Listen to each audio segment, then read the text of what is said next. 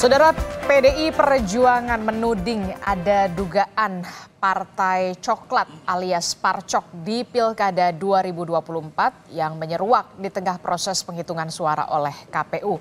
Istilah Partai Coklat sendiri menurut PDI Perjuangan, lagi-lagi saya harus menyebut menurut PDI Perjuangan, adalah diduga pengerahan aparat kepolisian untuk kerja politik elektoral. Benarkah Partai Coklat memainkan peran demi kemenangan salah satu paslon di Pilkada menurut PDI Perjuangan? Kami akan bahas soal ini bersama dengan sejumlah narasumber yang sudah hadir melalui sambungan Zoom. Sudah ada Sekjen Pro Jokowi atau Projo Handoko yang nanti akan bergabung menyusul, tapi di studio kita sudah punya narasumber, ada pengamat kepolisian dari Institute for Security and Strategic Studies atau ISES, Mas Bambang Rukminto. Selamat pagi Mas Bambang Rukminto. Pagi. Kemudian juga ada Direktur Eksekutif Trias Politika Strategis, sudah ada Mas Agung Baskoro. Selamat pagi Mas Agung. Pagi Mbak Disti. Ya, dan kita terus masih menghubungi dari PDI Perjuangan, tapi sampai saat ini kita masih terus menghubungi PDI Perjuangan yang sampai saat ini belum bisa dihubungi begitu ya untuk membahas bagaimana tudingan dari PDI Perjuangan soal Partai Coklat atau Parcok ini. Tapi kita ada dengan Sekjen Pro Jokowi, Mas Handoko, melalui sambungan Zoom. Sudah ada Mas Handoko. Selamat pagi Mas Handoko. Selamat pagi Mbak, selamat pagi semuanya. Iya, ini ramai sekali begitu ya ketika PDI Perjuangan kemudian mengutarakan atau menyebut adanya dugaan, lagi-lagi ada dugaan soal Partai Coklat di Pilkada 2024 yang kemudian juga disebutkan Pak Jokowi ini dikatakan ada dugaan keterlibatan, lagi-lagi saya mengatakan ini dari PDI Perjuangan. Nah, kalau dari Projo sendiri meresponnya ini seperti apa? Ya, terima kasih, selamat pagi semuanya. Jadi ini kan muncul mungkin ya tuduhan mungkin lebih tepatnya ya, karena hasil dari pilkada di Jawa Tengah terutama itu yang kemudian kan tuduhan mengarah ke Pak Jokowi, kemudian dengan memobilisasi aparat segala macam yang kemudian muncullah istilah Partai Coklat itu. Jadi nampak sekali kalau bagi saya ini sebuah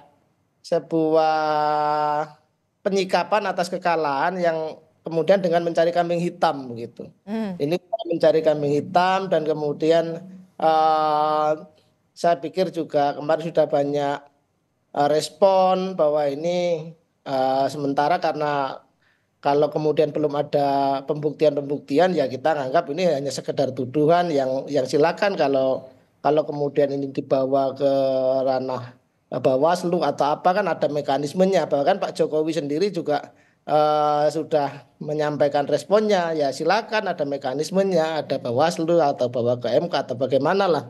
Kita kan sudah punya kerangka untuk itu. Jadi cuman saya yang mau saya garis bawahi adalah respon-respon seperti ini saya pikir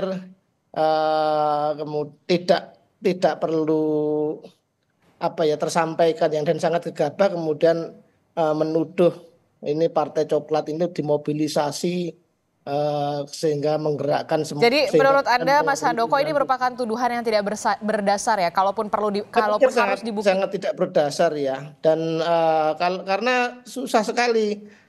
Sementara kan juga tidak semua kepala daerah ini kan konfigurasinya beragam ya. Ya kan di sini mungkin sebuah partai A dengan partai B saling berhadapan, tapi di titik lain nanti kemudian mereka bersama-sama di satu kontestasi menang, di satu kontestasi yang lain kalah, terus kemudian mengeneralisir ini dengan tuduhan ada mobilisasi besar-besaran, apalagi oleh Pak Jokowi ya, yang sekarang bukan lagi menjabat sebagai presiden, tetapi beliau sekarang juga sudah sebagai rakyat biasa gitu Mbak. Jadi ini saya pikir hanya upaya mencari kambing hitam aja. Jadi kalau menurut Anda dari Projo sendiri ini merupakan upaya untuk mencari kambing hitam ketika ada kekalahan PDI Perjuangan di beberapa wilayah begitu Mas Handoko? Iya. Jadi seperti itu. Nah, cuman ya yang dari sisi saya ini menyayangkan ketika kita ini mestinya memberikan contoh kepada rakyat bagaimana menyikapi sebuah kemenangan ataupun kekalahan dalam sebuah kontestasi politik seperti pilkada ini. Kita mestinya memberi contoh yang bagus. Oke, kita masih terus menunggu ya sebenarnya kabar dari PDI Perjuangan karena kita memang sudah mengundang PDI Perjuangan beberapa nama begitu, namun sampai saat ini belum bisa terkonfirmasi untuk bisa hadir di baik itu di studio ataupun di sambungan Zoom karena kita tahu kemudian istilah Partai Coklat ini kemudian di pertama kali adalah disebutkan dari PDI Perjuangan. Kalau dari Mas Agung sendiri ini melihatnya bagaimana? Kalau dari Projo sendiri ini merupakan tadi dikatakan ya mencari kambing hitam lah semacam itu istilahnya begitu. Nah kalau dari sisi politiknya sendiri bagaimana Mas Agung melihat? Ya pilkada ini kan sebenarnya uji magnet figur ya. Jadi personal paslon yang dituntut untuk lebih baik rekam jejaknya, visi misinya, program kerjanya, bahkan ketika di masa kampanye dia harus punya banyak inovasi agar para pemilih tertarik untuk memilih kandidat yang bersangkutan. Nah ketika ada arahan ini ada kaitannya ya, ada parcok ya. Maka saya melihat secara institusional bahwa setiap paslon itu kan didukung oleh koalisi besar.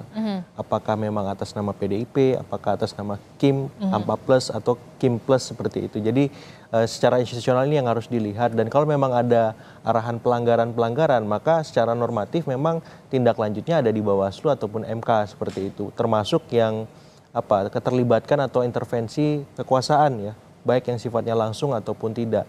Apakah memang nanti ketika ditemukan pelanggaran-pelanggaran itu maka ya otomatis Bawaslu atau MK bertindak. Tapi ini lagi-lagi harus ada inisiatif dari paslon yang bertanding. Cuman kan problemnya kemudian PDIP sebagai institusi kemudian menarik ini menjadi masalah PDIP dengan pemerintah yang memimpin hari ini seperti itu. Jadi saya kira ini perlu dibuktikan, perlu ditindaklanjuti agar tidak menjadi isu yang liar. Jadi bola liar begitu ya Kak? Persis. Karena kalau misalkan hanya sebatas statement, karena itu statement yang panjang ya, 37 menit saya lihat berulang kali. Dan memang ada beberapa nama yang disebut cukup sensitif yang disebut, ada dari Kapolri, ada dari ex-presiden kita Pak Jokowi, seperti itu. Dan para pihak lain yang terkait secara langsung ataupun tidak. Tapi di luar itu semua saya menganggap ini masukan dari PDIP. Alarm ini penting juga kita nyalakan untuk memastikan apa check and balances itu bekerja. Dan saya kira dengan posisi semacam ini dalam artian sesungguhnya PDIP ingin mengafirmasi bahwa dia berada di luar pemerintahan dan dia siap untuk mengawasi seluruh jalannya pemerintahan baik di nasional maupun di pilkada maupun di ranah-ranah yang lain. Jadi justru kalau Anda melihatnya ini sinyal mempertegas kemudian PDI Perjuangan positioningnya ada di luar pemerintahan. Persis. Dan ini kan keras sekali sebenarnya statementnya, arahannya, alarmnya gitu. Dan saya kira ini harus ditindaklanjuti dengan arahan-arahan yang lebih konstruktif gitu. Jadi di saat yang sama PDIP kita tunggu statement lanjutannya, pembuktiannya. Tapi di saat yang sama kita sebagai masyarakat harus bersyukur PDIP memilih jalan di luar pemerintahan untuk memastikan demokrasi kita berjalan pada tempatnya seperti itu. Oke, kalau dari Mas Bambang Rukminto sendiri melihatnya bagaimana dengan adanya statement dari PDI Perjuangan ini yang kemudian ada istilah parcok dalam tanda kutip yang lagi-lagi itu statementnya dari PDI Perjuangan. Ya, kita memang sangat sedih sekali ya ada istilah parcok ya. Ini tentu akan mendegradasi moral dari kawan-kawan di kepolisian yang memiliki semangat idealisme gitu, seperti itu. Bahwa ada indikasi terkait oknum-oknum dalam tanda kutip yang digerakkan untuk memenangkan paslon itu memang dirasakan di masyarakat gitu loh. Ada upaya secara dalam tanda kutip terstruktur ya, karena ada kalau kita melihat di beberapa daerah ada pemanggilan kepala desa oleh kepolisian untuk memenangkan calon yang seperti kemarin saya dengar seperti itu. Tetapi ini masih belum tersampaikan ke Gakumdu gitu loh. Ini yang menjadi sedikit penyesalan kita ya, kenapa tidak segera dilaporkan ke Gakumdu. Tetapi ini problemnya kan bukan hanya sekedar normatif prosedural, tapi lebih substansial. Bagaimana membangun iklim demokrasi yang baik ketika aparatur negara itu terlibat dalam politik praktis seperti itu. Makanya ini harus menjadi momentum bagi semua pihak dan terutama adalah negara ya, bagaimana menjaga kepolisian kita sebagai ujung tombak penegakan hukum ini untuk tidak berpihak pada salah satu paslon. Karena kalau kita melihat memang dalam kontestasi pilkada kemarin ada beberapa calon yang dari kawan-kawan kepolisian atau mantan kepolisian atau keluarga besar kepolisian seperti itu. Makanya memang ini bukan sekedar upaya normatif prosedural saja, tetapi lebih substansif bagaimana menjaga kepolisian kita agar ke depan lebih bagus, lebih objektif dan lebih netral. Bukan hanya sekedar omon-omon, sekedar seremonial saja untuk tanda tangan bersalaman dengan fakta integritas dan sebagainya seperti itu, tapi lebih substansial untuk menjaga jarak terhadap kepentingan politik praktis, politik kekuasaan seperti itu. Jangan hanya sebatas kemudian hanya seremonial begitu fakta integritas bahwa memang harus netral dan segala macam begitu, tapi kemudian kita tahu kalau memang ini bisa menjadi upaya korektif juga nggak dari pihak kepolisian untuk bisa dalam tanda kutip bersih-bersih di internalnya? Ya, kalau saya melihat upaya perselingkuhan, ya saya melihat seperti itu. Perselingkuhan polisi dengan politisi ini sudah berjalan pasca reformasi. Di Orde Baru perselingkuhan aparat ABRI dengan kekuasaan juga sudah kental. Makanya ini diulang lagi di pasca reformasi. Memang kalau saya melihat sejak 2004 pun ada upaya-upaya ke arah sana, tetapi 2019 sampai 2024 ini semakin masif dan semakin vulgar seperti itu. Makanya ini kan harus ada tanggung jawab negara ya untuk menjaga netralitas aparatur negara seperti itu. Jangan sampai Bayangkara kita ini sebagai Bayangkara negara menjadi Bayangkara penguasa. Saya melihat seperti itu. Dan inilah kalaupun ini sudah ada, kalaupun PDI perjuangkan dengan mengeluarkan statement seperti itu, memang sudah harus ada jalurnya begitu ya, bisa ke MK atau ke Bawaslu begitu? Ya, menurut Mas Agung? Harusnya inisiatif paslon langsung ya kalau harusnya inisiatif paslon ketika memang ada dugaan gejala-gejala anomali politik di lapangan yang sifatnya tadi ya terstruktur, sistematis dan masif, karena kan contohnya udah disampaikan tuh, ada di Banten, Jawa Tengah, Jawa Timur, kemudian di Sultra, terus juga ada di Sumatera Utara. Ada 5 provinsi strategis yang itu ditemukan anomali dari press conference yang dilakukan oleh PDIP seperti itu. Sehingga memang itu harus menjadi inisiatif paslon.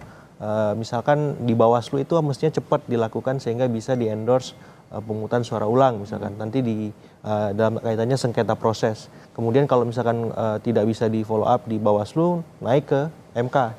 Kita ngomong sengketa hasil. Apakah ada memang gejala-gejala secara terstruktur, sistematis dan masif pelanggaran-pelanggaran yang terjadi?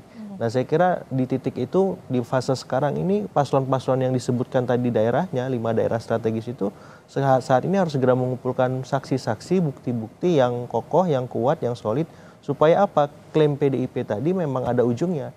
Jangan sampai tadi, ini liar, menjadi bola salju yang justru membuat situasi kohesivitas sosial politik kita malah terganggu seperti itu. Jadi memang kalau menurut Mas Agung sendiri, tapi kenapa begini ya? Justru malah partai pengusungnya, kenapa bukan paslonnya? Alasannya kenapa gitu? Ini kan juga jadi pertanyaan juga dong. Kan yang bertarung paslonnya, sosok figurnya. Betul. Dan gitu bukan kan hanya PDIP yang mengusung, misalkan dalam beberapa kasus ada koalisi dengan partai lain. Nah, kenapa yang paling paling vokal, paling mengemuka adalah PDIP, dan saya kira ini juga bisa dibaca secara elektoral. PDIP ingin tetap punya posisi tawar yang strategis sehingga nanti ketika ada hal-hal yang perlu dinegosiasikan dengan pemerintah, PDIP masih tetap berada di tengah-tengah masyarakat, berada di luar pemerintahan dan punya posisi tawar yang saya kira bisa jadi alternatif atau referensi publik untuk melihat bagaimana arah bangsa ini ke depan seperti itu.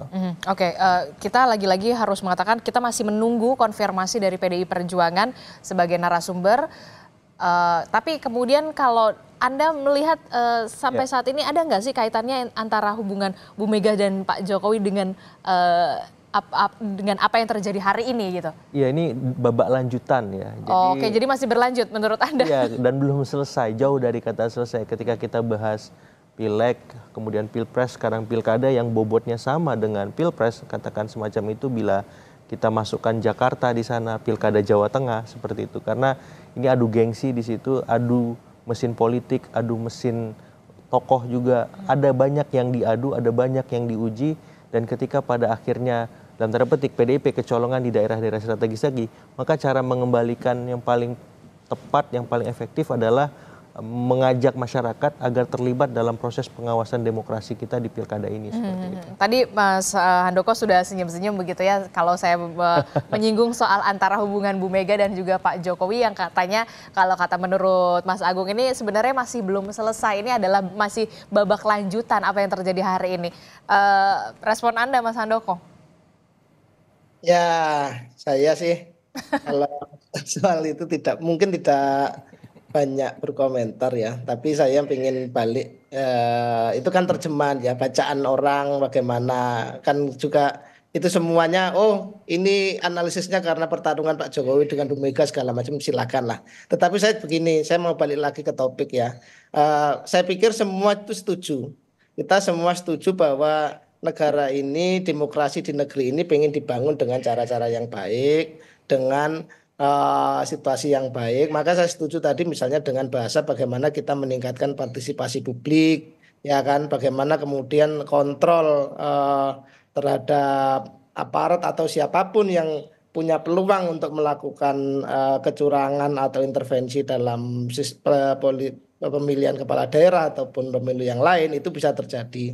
Jadi saya pikir cuman ini memang perlu penjelasan lebih lanjut dari kawan-kawan yang melontarkan tuduhan soal parcok ini. Ya kita kan nggak bisa ngomong kemana-mana ini begitu kalau kemudian ini memang ada bukti-bukti yang diajukan, ada sengketa yang kemudian digelar segala macam, baru kita bisa melakukan diskusi lebih lanjut. Karena ini betul-betul baru tuduhan yang ini ada parcok yang digerakkan oleh Pak Jokowi sehingga kemudian di Jawa Tengah PDI Perjuangan kalah, kan begitu konstruksi pemikiran yang dilontarkan. Dan ini saya pikir silakan daripada kemudian ini jadi sekedar rumors yang saya pikir tadi nampak sekali seperti mencari kambing hitam dan menjadi bola liar yang nggak jelas ujung pangkalnya. Ya mendingan ini dilakukan proses-proses yang semestinya lah. Gitu, yang memang sudah ada jalurnya ya. Kalau misalkan mau ke MK bisa lewat sengketa pemilu begitu ya, atau sengketa pilkada begitu menurut Anda? Ada Bawaslu, kalau kemudian ya saya sudah jelaskan, kalau ada misalkan menemukan di lapangan ya silakan dilakukan upaya itu. Kalau kemudian nanti di hasilnya pun ternyata masih nggak cocok, ada lagi mekanisme di MK. Seperti itu, daripada kemudian saling tuduh. Ya kita nanti, yang saya khawatirkan adalah justru rakyat ini kehilangan kepercayaan kepada pemimpin-pemimpin, kepada kita-kita yang kemudian melakukan yang menjadi motor dari urusan politik nasional ini. Begitu kira-kira Mbak. Tapi kalau dikatakan kemudian kemenangan ini karena juga efek Jokowi yang kemudian begitu terasa di Jawa Tengah, Anda mengamini kan? Saya setuju.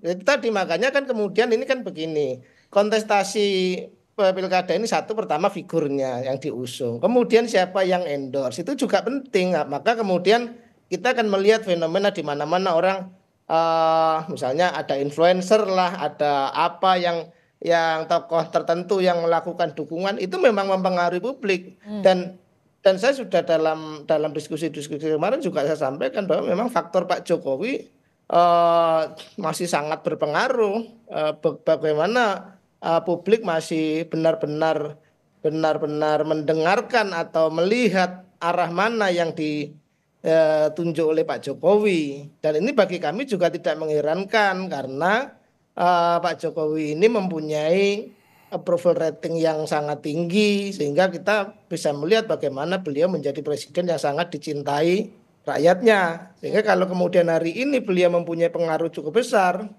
dan kita juga mahfum kalau di Jawa Tengah itu Pak Jokowi sangat berpengaruh karena memang basisnya kan di sana, asalnya dari sana, basic culture-nya benar-benar nyambung, kira-kira begitu. Itu betul, Mbak. Ya.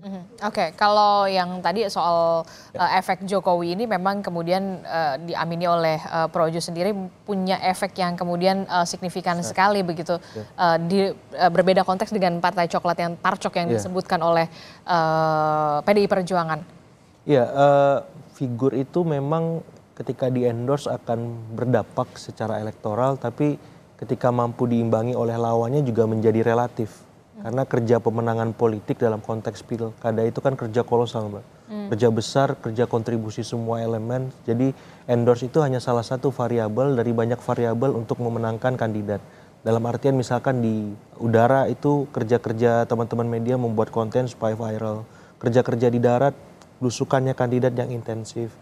Kerja-kerja relawan melakukan door-to-door campaign ke rumah-rumah. Kemudian ada canvassing ke seluruh tempat, menyebar APK seperti itu. Jadi ini kerja kolosal, belum lagi lini kampanye yang lain yang terlibat. Jadi ketika ada Jokowi efek bekerja misalkan di Jakarta atau di Jawa Tengah, sebenarnya bisa diimbangi oleh misalkan Megawati efek atau Ganjar efek. Dan efek-efek yang dimiliki oleh PDIP, karena kan PDIP dan tokoh-tokoh mereka dibesarkan di sana. Artinya ini bisa diimbangi sebenarnya. Sehingga ketika ada istilah parcok tadi, ini perlu diuji klaimnya, validitasnya, supaya apa? Supaya memang benar-benar terang benderang semua hal dan PDIP di sini dituntut. Kalau enggak ini bisa menjadi bumerang politik bagi PDIP sendiri. Ya karena akan dilihat apakah calon-calon PDIP yang menang, cara menangnya gimana. Misalkan, bagaimana kemudian pembuktian ketika PDIP di periode sebelumnya ikut pilkada, ikut pileg, ikut pilpres, apakah memang ada kekuatan-kekuatan lain yang terlibat seperti. Jadi maksud saya supaya ini tidak menjadi bola liar yang akhirnya kembali ke PDIP. PDIP jadi backfire sendiri. Betul, harus menjelaskan karena PDIP kan sebelumnya berkuasa 2 periode. Nah sekarang ada pemerintahan baru yang baru berkuasa. Ini kemudian dalam tanda petik dikritik, diserang habis-habisan. Nah, ketika ini dibalik ke PDIP, apakah PDIP siap menerima serangan itu? Apakah PDIP siap juga melampirkan bukti-bukti supaya apa? Supaya ini menjadi debat atau diskurs yang sehat, memberikan bukti, memberikan data-data, ya supaya apa? Supaya masyarakat tercerdaskan. Sebenarnya ini duduk persoalannya seperti apa? Dan supaya benar-benar clear dan juga jelas begitu ya, masyarakat juga melihat pihak kepolisian jadi tahu untuk mengkoreksi diri mereka, melakukan evaluasi di internal. Kita salah di mana, kita perbaiki, dan ini diskusi yang sehat menurut saya, dan dalam iklim demokrasi ini perlu dan penting untuk terus kita lakukan. Oke, perlu ada apa ya dikatakan jangan sampai menjadi bumerang politik tersendiri begitu ya untuk PDI Perjuangan. Disayangkan kalau misalkan tidak ada ujungnya ini kemana begitu ya. Begitu ya kalau menurut Mas Agung ya. Kalau dari Mas Bambang Rukminto sendiri bagaimana soal jaminan netralitas Polri ini di pilkada ya? Ya ini kalau menurut saya apa yang dilakukan PDIP ini memang seperti yang disampaikan Mas Agung di awal tadi, ini bukan persoalan PDIP dengan rejim baru ya, tapi persoalan PDIP dengan Pak Jokowi yang belum selesai gitu loh. Karena selama 10 tahun terakhir Pak Jokowi dengan PDIP ya bergandengan tangan gitu lah. Artinya kalau tadi ada backfire terkait dengan upaya pemenangan di pilkada dan yang lain-lainnya, itu juga PDIP tentunya juga belajar dari yang sebelumnya. Dan tadi Mas Handoko juga menyampaikan, mengkonfirmasi lah bahwa ada hubungan Pak Jokowi terkait dengan figur Pak Jokowi, dan kita juga masyarakat juga sangat paham bahwa ada hubungan yang intensif antara Pak Jokowi dengan Kapolri seperti itu. Makanya kalau kemudian apalagi di Jawa Tengah calonnya adalah sosok seorang mantan Kapolda, seorang yang kemudian juga di pemerintahan Pak Jokowi juga dijadikan salah satu dirjen di Kementerian Perdagangan seperti itu. Artinya memang ada hubungan-hubungan yang lebih personal antara Pak Jokowi dengan para calon dan Kapolri seperti itu. Makanya tuduhan tadi sebenarnya juga sangat berdasar gitu loh. Meskipun ya lagi-lagi kalau secara normatif harus dibuktikan gitu loh. Tapi kalau saya melihat ini bukan soal menyelesaikan secara normatif prosedural, tapi lebih substansial tadi, bagaimana menjaga kepolisian ke depan agar tidak tergoda dengan permainan politik praktis terkait dengan pemilihan kepala daerah maupun pemilihan pilpres maupun pemilu di masa mendatang. Karena kalau tidak ditata mulai sekarang, kekuasaan itu akan selalu menggunakan berbagai cara dan memanfaatkan semua resource termasuk aparatur negara seperti itu. Dan inilah yang dirasakan PDIP dan bisa jadi PDIP juga belajar dari pemilu-pemilu sebelumnya seperti itu. Tapi yang kemudian menjadi pertanyaan saya selanjutnya, perlukah kemudian adanya regulasi baru yang mengatur memang lebih detail, lebih jelas, lebih tegas lagi soal bagaimana netralitas aparatur negara di pilkada ataupun di pilpres? Jangan dijawab dulu, Mas Bambang. Kita akan jeda dulu. Usai jeda kami kembali. Tetap di Sapa Indonesia Pagi. Kami akan kembali.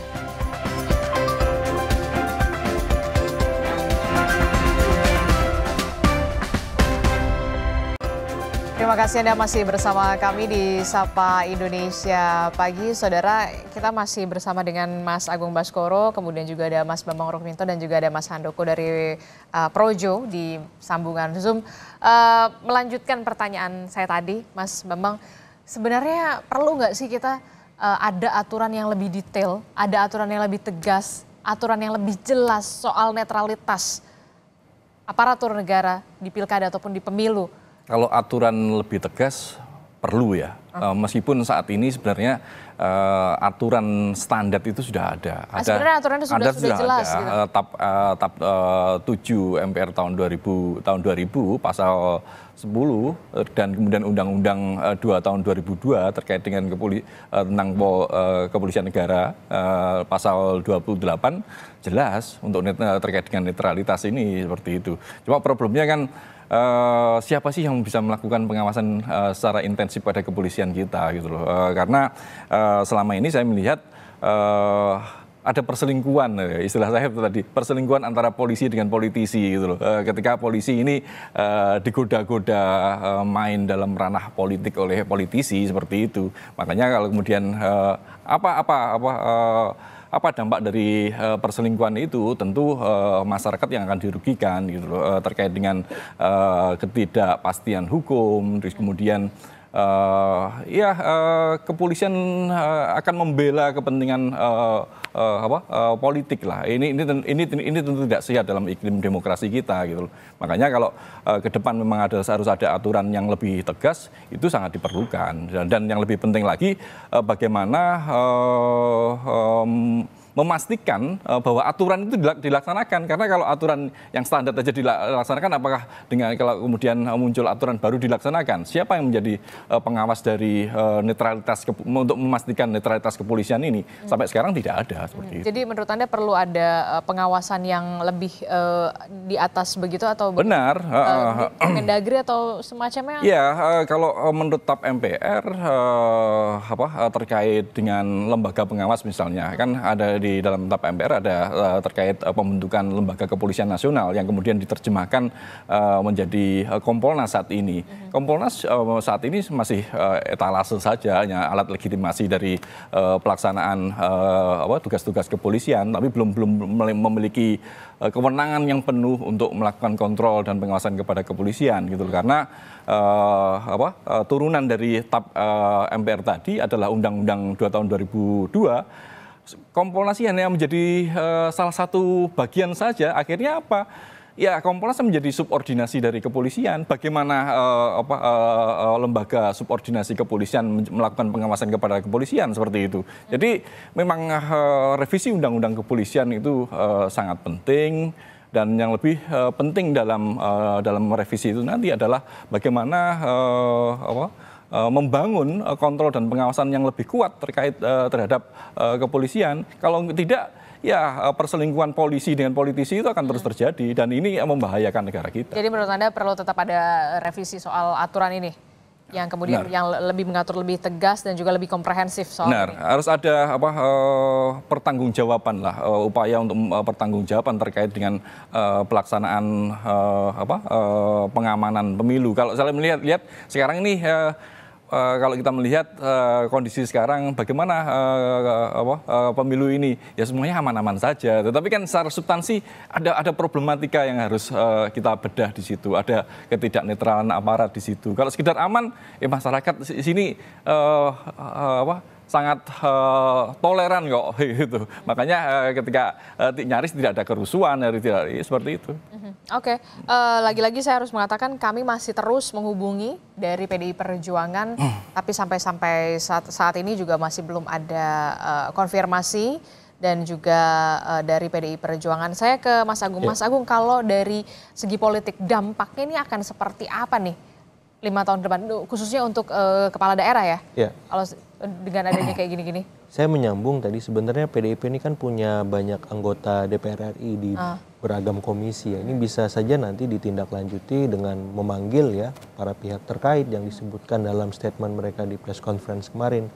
Apakah itu pihak kepolisian, Kementerian Dalam Negeri, ataupun pihak-pihak terkait yang memang ditengarai disebut dalam press conference PDIP tadi ada cawe-cawe parcok seperti itu. Karena ini harus terang, harus jelas supaya masyarakat juga bisa bersikap, bisa terlibat di poin-poin apa, di sisi-sisi yang mana. Karena kalau ini dibiarkan nih akan menjadi bahaya laten ke depan yang membuat ya demokrasi kita akan sangat sulit berkembang dan menjadi berkualitas seperti itu. Nah, kalau ditanya dampaknya ke depan seperti apa, nah saya kira sistem demokrasi kita yang terancam.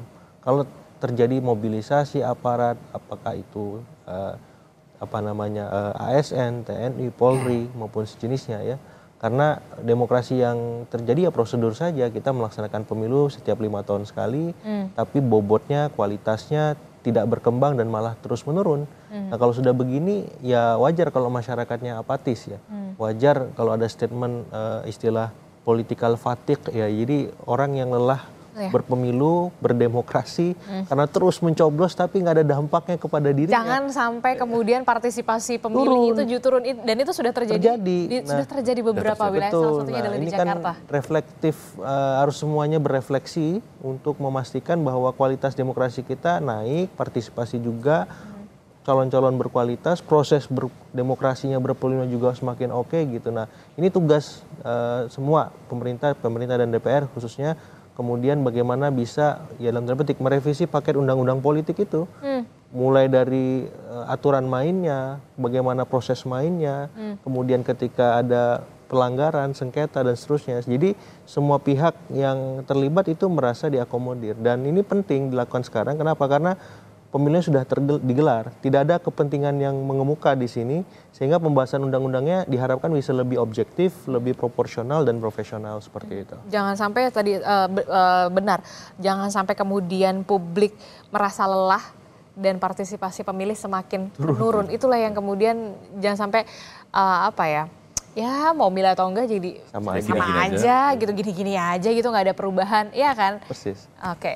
Nah, saya ke Mas Handoko. Mas Handoko, kalau langkah politik dari Pak Jokowi sejauh ini akan seperti apa arahnya nih? Karena kan kita tahu tokoh-tokoh yang dalam tanda kutip di-endorse oleh Pak Jokowi ini untuk wilayah-wilayah ini menang nih, Mas Handoko. Ya. Kalau Pak Jokowi sendiri kan ya beliau sudah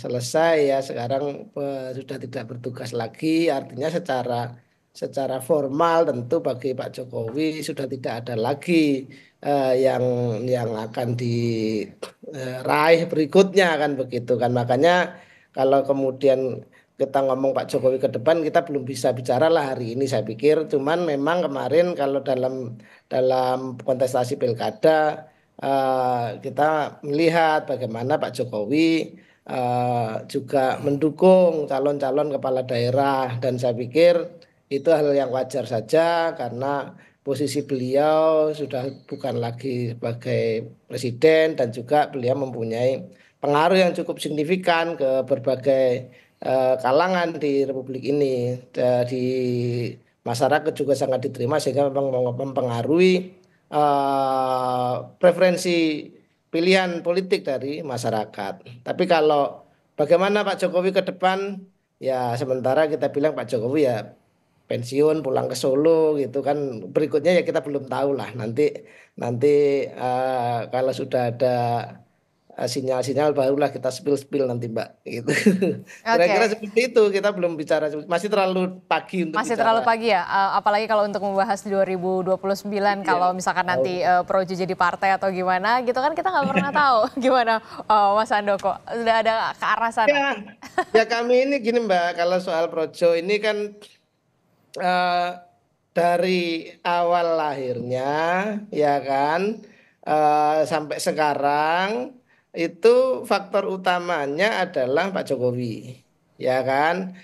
Tentu kami akan bicara dulu bagaimana transformasi Projo ke depan, karena bagaimanapun Projo yang hari ini tentu adalah hasil dari transformasi dari proses yang dulu di 2013 kita ngumpul bentuk kelompok relawan, terus kemudian jadi ormas, kita mengembangkan struktur sampai ke seluruh daerah. Nah, setelah sekarang Pak Jokowi tidak lagi jadi presiden dan kemudian konfigurasi politik hari ini seperti ini, bagaimana transformasi Projo berikutnya? Tentu ini lagi kita pikirkan juga, dan yang terutama adalah kami pasti juga akan sangat mendengarkan apa nanti yang akan menjadi arahan Pak Jokowi bagi kami. Tapi ini kami belum sampai ke situ karena ya pilkada belum selesai, ya kan. Di DKI masih ada PR, ya kan. Nanti kalau masih ada putaran kedua kita masih ada urusan lagi soal pilkada, ya kan, DKI Jakarta. Nanti baru setelah itu Mbak kita akan melakukan diskusi-diskusi soal itu. Tapi kalau Mas Agung ngelihatnya gimana? Ada kemungkinan peluang bertransformasi pro Jokowi ini ke arah yang lebih real begitu untuk 2029, karena kita tahu kemarin saja pas pilkada endorsan dalam tanda kutip dari Pak Jokowi ini dalam tanda kutip bisa dikatakan sukses juga. Ya kalau saya telusuri ini kan Mas Gibran anaknya Pak Jokowi yang pertama jadi wakil presiden. Anaknya yang kedua Mas Kaisang jadi ketua umum PSI. Menantunya jadi gubernur Sumatera Utara. Kalau memang tidak ada sengketa hasil ataupun sengketa proses yang signifikan. Jadi dari keluarganya aja Pak Jokowi adalah presiden. Ini bobot politiknya besar sekali. Ya, jadi kalau misalkan Mas Handoko udah senyum-senyum itu. Jadi kalau misalkan 2029 Projo bertransformasi menjadi partai. Itu mungkin saja. Dan punya bobot peluang ataupun insentif elektoral yang besar itu sangat mungkin menurut saya, apalagi dekat dengan presiden hari ini Pak Prabowo ya, dan ini berkelindan satu sama lain, itu sangat eksponensial politiknya ya Mas Handoko ya. Mas Handoko yang bisa cerita nanti. Jadi kalau menurut saya peluangnya sangat besar, sangat mungkin, karena semua yang diinjeksi Pak Jokowi ya di nasional, di level lokal, di tempat-tempat yang lain ya yang memang di endorse beliau. Kemarin kalau saya nggak salah ada hampir 80-an kepala daerah yang sowan ke Solo yang foto-foto bareng Pak Jokowi itu 80. Itu seperberapa dari 545 pilkada, itu kan luar biasa seperti itu. Jadi saya kira potensinya ada dan besar, dan kita lihat nanti bagaimana arah gerak Mas Handoko, maksudnya Pak Jokowi seperti itu.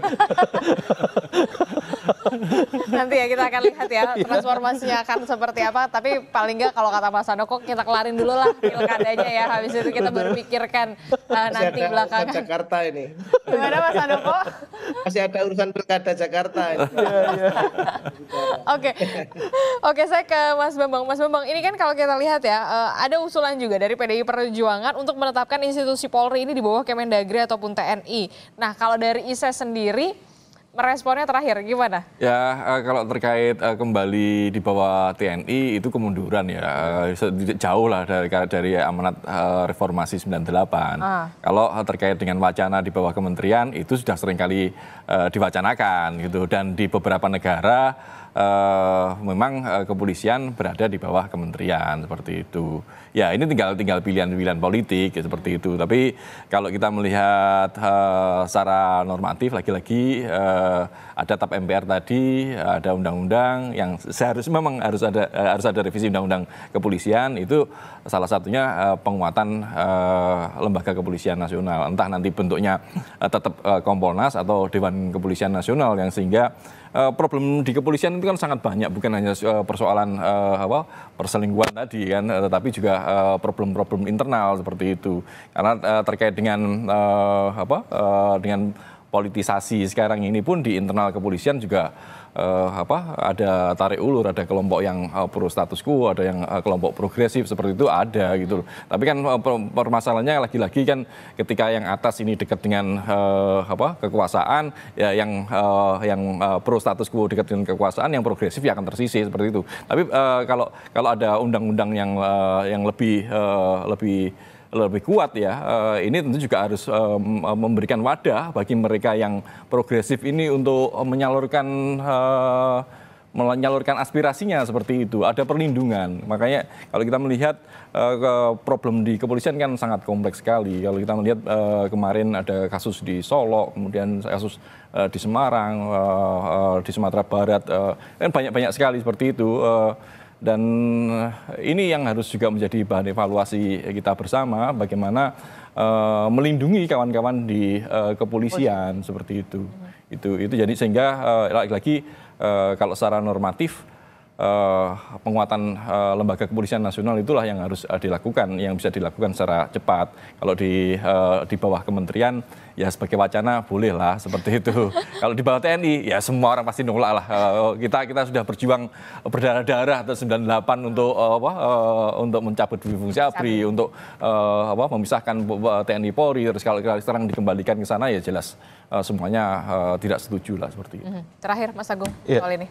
Ya, saya kira yang paling penting menunggu sikap PDIP untuk menindaklanjuti statementnya secara prosedur ya. Apakah di DPR nanti lewat pemanggilan tadi, apakah nanti paslon-paslon yang diusung PDIP memfollow up di Bawaslu ataupun MK seperti itu. Nah yang kedua memang perlu ada penguatan tadi ya, Kompolnas ya Mas ya, supaya peran dan fungsinya lebih kuat, lebih strategis, karena kita ingin melindungi polisi. Kewenangannya juga harus jelas. Jelas, kita ingin melindungi polisi supaya makin bisa mengayomi, melindungi masyarakat dengan prinsip tribata itu satu karya, sehingga fungsi-fungsi kepolisian semakin optimal, fungsi-fungsi kepolisian menjaga demokrasi semakin kuat seperti itu.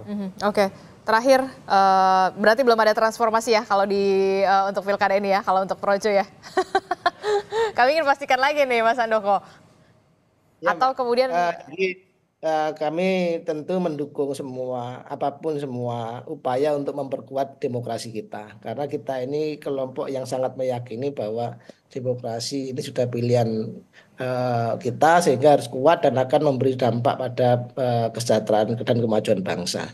Tetapi saya juga ingin sampaikan bahwa marilah kita ini melakukan penyikapan yang baik terhadap semua proses pilkada ataupun pemilu yang terjadi, dan tidak kemudian sekedar asal kemudian kita melontarkan tuduhan yang kemudian jadi bola liar, dan ini justru saya pikir berkontribusi negatif bagi pembangunan demokrasi itu sendiri. Itu Mbak. Oke, padahal kita tetap menunggu dari tadi begitu ya, dari segmen awal kita dialog sampai akhir hari ini, kemudian PDI Perjuangan kita sudah undang beberapa nama, tapi kemudian sampai saat ini belum ada yang bisa hadir di dialog kita pagi ini. Tapi tidak apa-apa, terima kasih Mas Handoko, Mas Agung, Mas Bambang Rukminto, terima kasih telah bergabung bersama kami di Sapa Indonesia Pagi. Saudara, terima kasih Bapak-Bapak, sehat selalu.